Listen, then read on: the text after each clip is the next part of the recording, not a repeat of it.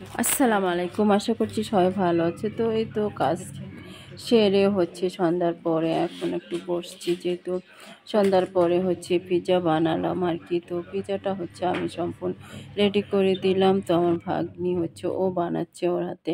ও বলছে ও সেট করবে, তো দিচ্ছি। ও সেট করে নিচ্ছি। ও এই ধরনের কাজগুলো করতেও পছন্দ করে। তো ও পিৎজার ব্যাটারটা দিয়ে একদম ও হাত দিয়ে ভালোভাবে মানে চস দিল আর কি। তারপরে তো ক্যাপসিকাম, টমেটো, পেঁয়াজ, কাঁচামরিচ এগুলো কেটে আগে থেকে রেডি করে রাখলাম।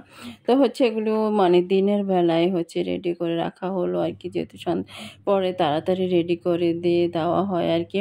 তো আজ মাশরুম বা অলিভ এগুলো দিচ্ছি না, যেহেতু হাতের কাছে ছিল না। তো এই তো চিকেন রান্না করলাম আর কি। তো চিকেনটা মানে সয়া সস দিয়ে হালকা মশলা দিয়ে রান্না করে নিলাম।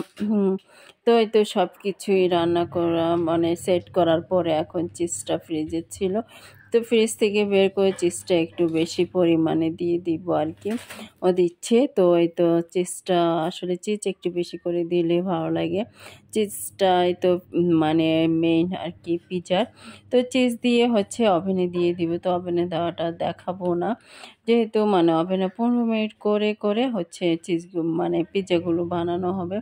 তো আজ প্রায় 4টা পিৎজা বানালাম আর কি। তো পিৎজাটা এই তো ভালোভাবে চিজগুলো দিচ্ছে আর কি, একটু বেশি করে দিলে সবাই চয়েস করে পিৎজা খেতে আর কি। আসলে মেন জিনিসটাই মানে চিজ, মানে চিজটা ভালোভাবে বেশি করে পড়লে পিৎজাটা ভালো লাগে আর কি খেতে। তো এই তো যেহেতু হাতের কাছে মাশরুম আর অলিভ ছিল না, তো আসলে আজকে চাইনি যে ওটা দিয়ে মানে খাবো, যেহেতু কাছে সব ছিল আনা যেত, কিন্তু আনিনি। সবসময় মানে সবসময় তো পিৎজা খাওয়া হয়, মাঝে মধ্যে ওটা দিয়ে না খেলেও হয় আর কি। তো এই তো সবগুলো দিয়ে ভালোভাবে দিয়ে ওভেনে দিয়ে করে নিলাম। তো সুন্দরভাবে 2টা পিৎজাই আমার হয়ে গেল একসঙ্গে। তো আর কেউ খাবে কেউ বসে থাকবে, এরকমটা আর হয় না আর কি। তো আসলে এক একজনে 2-3 পিস করে খাবে, সেই হিসেবে করে 4টা করে বানিয়ে নিলাম।